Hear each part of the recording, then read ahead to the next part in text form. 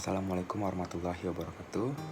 Perkenalkan, nama saya Togo Alif Nubis, jurusan Teknik Perencanaan Wilayah dan Kota.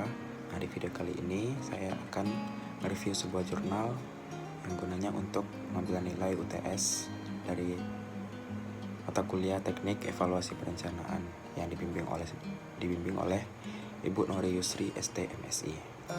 Nah, untuk judul jurnal sendiri yaitu Evaluasi Kebijakan Pencegahan dan Pemberantasan Perdagangan Manusia, Trafficking, terutama perempuan dan anak di Kabupaten Minahasa Selatan, Provinsi Sulawesi Utara, yang dibuat oleh Debbie Divi Kewangian dan Joyce Jacinta Rares.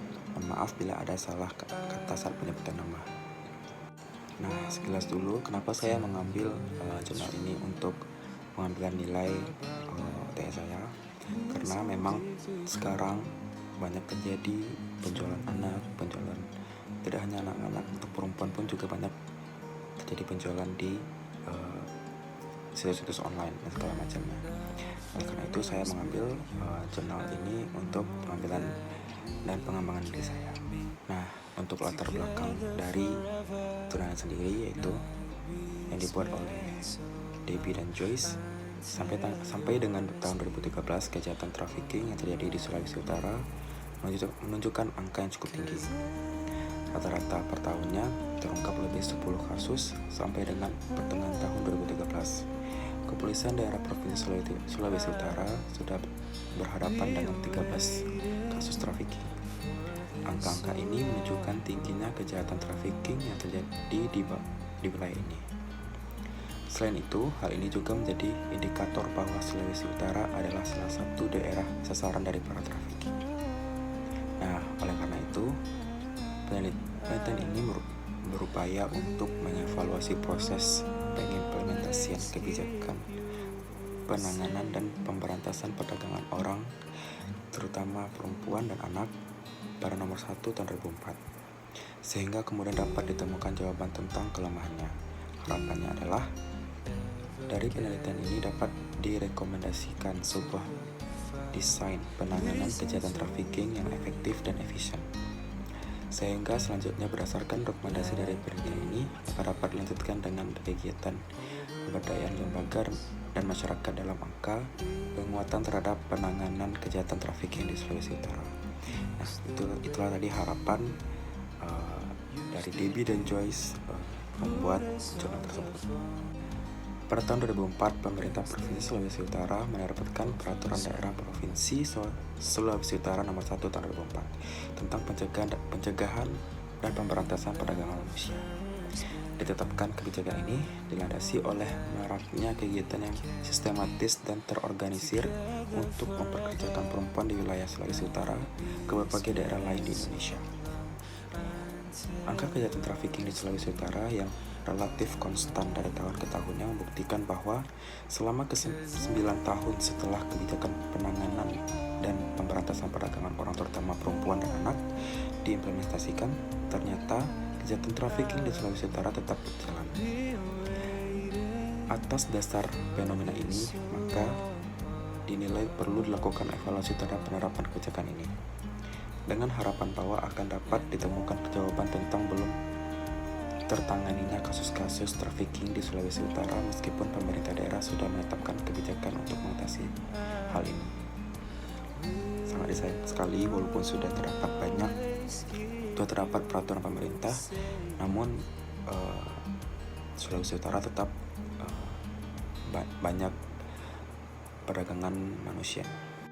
Oke, untuk rumusan masalahnya sendiri, mengapa implementasi kebijakan penanganan dan pemberantasan perdagangan orang, terutama perempuan dan anak, Kabupaten Minahasa Selatan Provinsi Sulawesi Utara belum berikan hasil sebagaimana yang diharapkan? Nah, untuk tujuan sendiri, yang pertama mengungkapkan temuan-temuan tentang kegagalan dari implementasi kebijakan pencegahan dan perdagangan orang, terutama perempuan dan anak di Sulawesi Utara. Nomor 2, memberikan rekomendasi akademik untuk perbaikan implementasi kebijakan ini. Nah, untuk tentuan pustaka sendiri, yang pertama itu konsep ditemukan oleh Jones 1984 halaman 199, yaitu menurutnya bahwa Evaluation is activity designed to judge the merit of government programs which vary significantly in the specification object, the techniques of measurement, the method of analysis, and the form of recommendation. Mohon maaf kalau bahasa Inggris saya kurang, tapi ini maksudnya, ini menjelaskan bahwa evaluasi kebijakan adalah aktivitas yang dirancang untuk menilai atau mengukur manfaat dari suatu kebijakan atau program-program pemerintah yang dilaksanakan melalui sub-sub kebijakan yang lebih spesifik. Kegiatan evaluasi kebijakan memiliki teknik pengukuran tertentu, memiliki metode analisis, serta menghasilkan rekomendasi kebijakan. Nah, selanjutnya, Jones 1991, halaman 359, kemudian menjelaskan bahwa pada dasarnya terdapat 3 tipe tujuan pelaksanaan evaluasi kebijakan, yaitu yang pertama, political evaluation, evaluasi untuk kepentingan politik. Yang kedua, organization evaluation, itu evaluasi untuk kepentingan organisasi. Yang ketiga, substantive evaluation, itu evaluasi untuk yang bersifat substantif atau nyata. Selanjutnya adalah Nugroho 2009 halaman 535. Kemudian mengemukakan pemikirannya bahwa sebuah kebijakan publik tidak dapat dilepas begitu saja. Kebijakan harus diawasi dan salah satu mekanisme pengawasan tersebut adalah evaluasi kebijakan. Menurutnya, kemudian evaluasi biasanya ditujukan untuk menilai sejauh mana keefektifan kebijakan publik guna dipertanggungjawabkan kepada konstituennya. Sejauh mana tujuan itu dicapai, evaluasi diperlukan untuk melihat kesenjangan antara harapan dan kenyataan. Jadi, sebenarnya evaluasi kebijakan dilakukan untuk memperbaiki kesenjangan yang ada. Adapun ciri-ciri dari evaluasi kebijakan adalah sebagai berikut di bawah ini. Yang pertama, menemukan hal-hal yang strategis yang ditujukan untuk meningkatkan kinerja kebijakan. Yang kedua, evaluator mampu mengambil jarak dan membuat kebijakan. 3. Menghasilkan prosedur yang dapat dipertanggungjawabkan secara metodologis. Selanjutnya, dapat dilaksanakan dalam suasana yang kondusif. Yang kelima, pelaksanaan evaluasi kebijakan mencakup rumusan, implementasi, lingkungan, dan kinerja kebijakan. Adapun tipe-tipe evaluasi kebijakan menurut Dunn seperti yang terdapat pada tabel berikut: efektivitas, efisiensi, kecukupan, perataan, responsivitas, dan ketetapan. Pertanyaannya dan ilustrasinya. Menurut Dunn, evaluasi kebijakan mempunyai 2 aspek yang paling berhubungan, yaitu penggunaan berbagai macam metode untuk memantau hasil kebijakan publik dan program dan aplikasi serangkaian nilai untuk menemukan kegunaan hasil. Dunn selanjutnya membagi evaluasi kebijakan menjadi 3 berdasarkan itu evaluasi dilaksanakan, pada waktu dilaksanakan, dan sesudah dilaksanakan.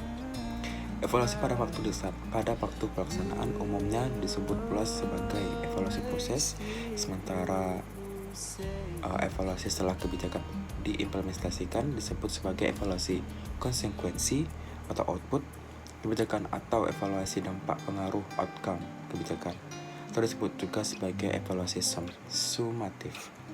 Dunn mengembangkan 3 pendekatan evaluasi implementasi kebijakan, yaitu evaluasi semu, evaluasi formal, dan evaluasi keputusan teoritis. Di bawah ini beberapa pendekatan evaluasi kebijakan yang dikemukakan oleh Dunn. Yang pertama itu evaluasi semu. Pendekatan evaluasi semu tujuannya menggunakan metode deskriptif untuk menghasilkan informasi valid tentang hasil kebijakan yang mengasumsikan ukuran atau manfaat terbukti dengan sendiri atau tidak kontraversional. Itu bentuk utama adalah eksperimental, akuntansi, asisten sosial, pemeriksaan sosial, sistensis, residen praktek. Selanjutnya teknik, sajian grafik, tampilan tabel, angka indeks, analisis seri waktu tertentu, analisis seri kontrol, analisis discontinued regresi. Selanjutnya adalah evaluasi formal, menggunakan metode deskriptif untuk menghasilkan informasi yang terpercaya dan valid mengenai hasil kebijakan secara formal diumumkan sebagai tujuan program kebijakan. Yang tujuan dan sasaran mengambil kebijakan dan administrator yang secara resmi diumumkan merupakan ukuran yang tepat dari manfaat atau nilai. Bentuk-bentuk utamanya, yang pertama evaluasi perkembangan, yang kedua evaluasi eksperimental, yang ketiga evaluasi proses, yang keempat retrospektif atau expose, yang kelima evaluasi hasil retrospektif. Dengan teknik pemetaan sasaran, klarifikasi nilai, kritik nilai, pemetaan hambatan, analisis dampak, silang, discounting. Selanjutnya adalah evaluasi keputusan teoritis, menggunakan metode deskriptif untuk menghasilkan informasi yang terpercaya dan valid mengenai hasil kebijakan yang secara eksplisit diinginkan oleh berbagai pelaku kebijakan. Tujuan dan sasaran dari berbagai pelaku yang diumumkan secara formal ataupun diam-diam merupakan ukuran yang tepat dan manfaat atau nilai. Penilaian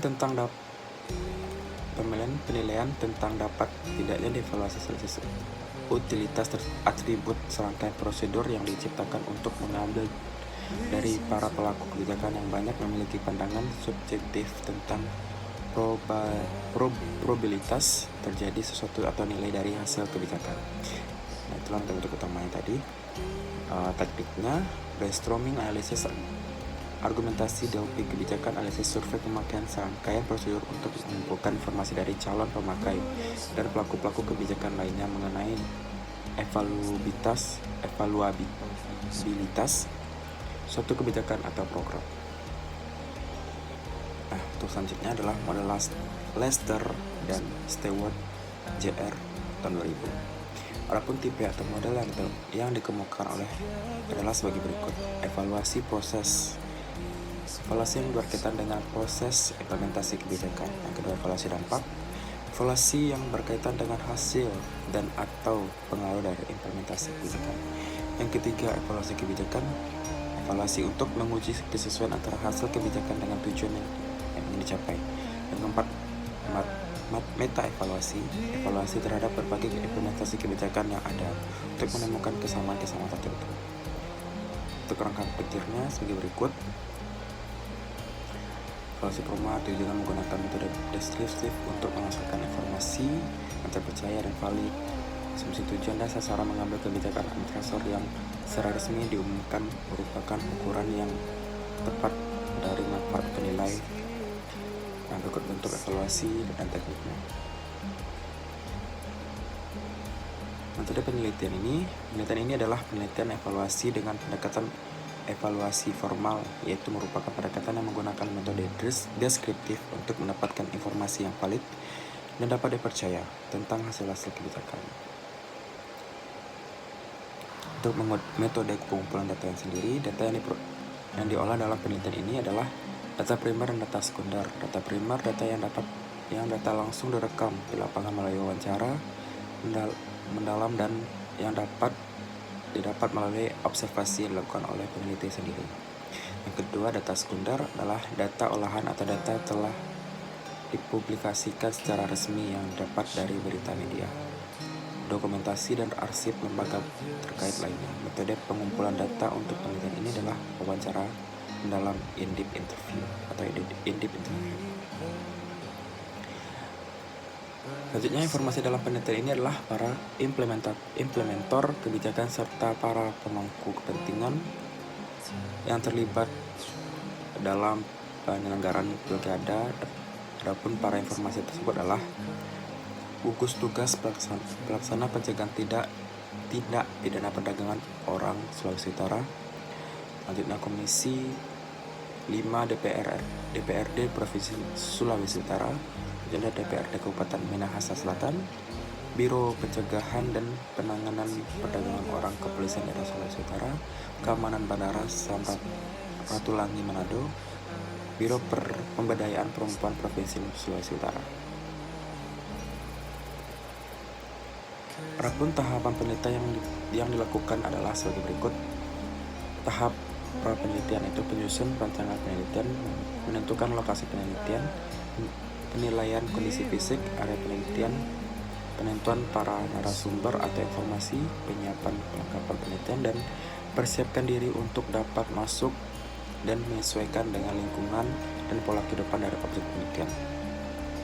Yang kedua, tahap pengumpulan dan analisis data. Pada tahap ini, data yang informasi yang diperoleh direduksi atau dipilah-pilah, kemudian dilakukan focusing dan penyederhanaan terhadap catatan lapangan. Reduksi dilakukan dengan cara membaca transkrip, hasil wawancara, catatan pengamatan, atau dokumen yang akan dianalisis.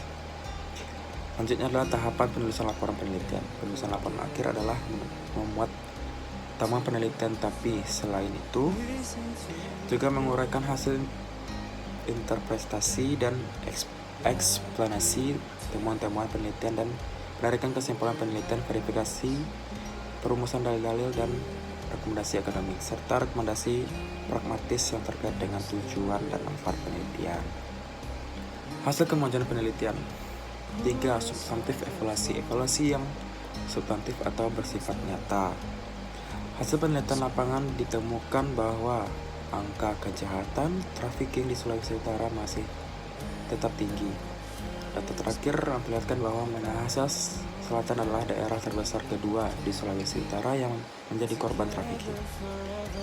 Hasil wawancara dengan pihak Polda Sulawesi Utara ditemukan bahwa sebagian besar proses hukum bagi para pelaku kejahatan trafficking yang tertangkap tidak terlaksana sampai tuntas. Sangat disayangkan sekali ya. Artinya bahwa tidak ada sanksi hukum yang tegas bagi para pelaku kejahatan ini. Walaupun sudah ada undang-undangnya, tapi tetap tidak ditindaklanjuti. Sangat disayangkan sekali untuk peraturan pemerintah saat ini. Selanjutnya, pada dasarnya pelaksanaan penelitian ini adalah menggunakan teori evaluasi kebijakan dari Jones 1944 halaman 359 sebagai guidance penelitian. Atau dasar ini, maka aspek-aspek yang dievaluasi berkaitan dengan Peraturan Daerah Nomor 1 Tahun 2000 ini adalah berkaitan dengan 3 aspek itu: political evaluation, organization evaluation. Untuk selanjutnya, kesimpulan dan saran.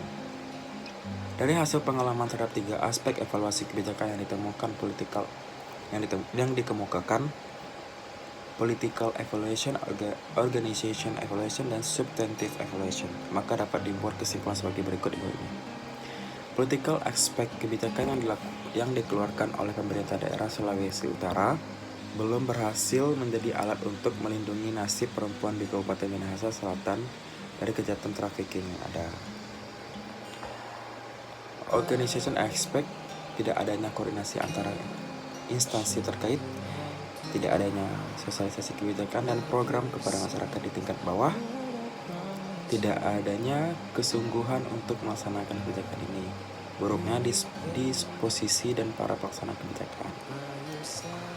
Untuk substantif aspek, sumber kelemahan yang paling utama dari kebijakan ini ternyata adalah pada tidak adanya kejelasan untuk sanksi hukum yang akan diterima oleh para pelaku kejahatan trafficking di Sulawesi Utara, khususnya pada kasus-kasus kejahatan trafficking terjadi di Kabupaten Minahasa Selatan.